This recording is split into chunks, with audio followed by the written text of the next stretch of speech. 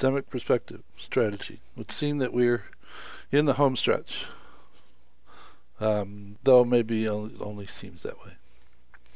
To this point, the stakeholders have collectively worked through from the situation to the behavior to the model, established the boundaries, developed an understanding of the stakeholders, of each other, ferreted out their assumptions to ensure that they're on solid ground, and they have in fact developed a set of leverage points which it is believed will in fact alter the model, therefore changing the existing behavior to create the situation that is in fact preferred as opposed to the current situation.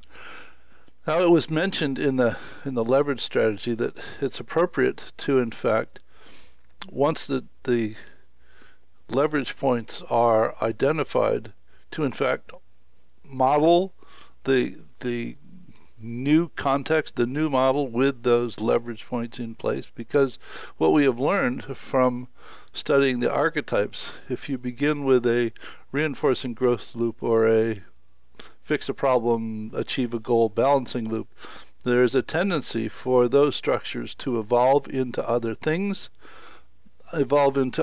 simply because it is the nature of the interactions to interact with other things, and it is that evolving set of interactions which tends to be responsible for unintended consequences simply because one didn't think about the implications of the implications of the implications before one took action, and therefore they end up with situations where they attempt to attain a result, and they end up with unintended consequences that make the situation worse or create more problems for other people to solve. And also, part of the predicament is that people don't get rewarded for dissolving problems before they happen. It is in fact the intent of the group to solve the initial problem. Other problems that might get created or make the situation worse sometime at a future time are often not considered relevant because they'll happen on somebody else's watch. If an appropriate approach to the situation is to in fact to evolve a strategy that will minimize making the situation worse, either making the current situation worse or creating new problems in time. So from a systemic perspective strategy point of view, one takes the leverage points, the financial resources necessary, resources and time frame, and one crafts an approach, a meandering through the desert, you might say, to reach the goal, to attain the new set of behaviors. Though what happens more often than not is organizations don't appropriately assess or address their current level of resource loading.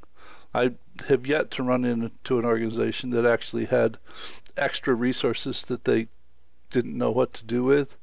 The painful reality turns out to be that almost all organizations are overloaded, and that overload leads to a performance degradation.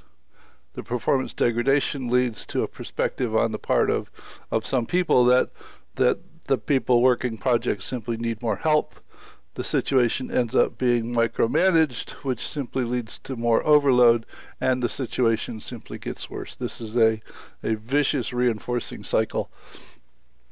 The organization absolutely has to assess the level of resources that it takes to pursue what it intends to accomplish. If it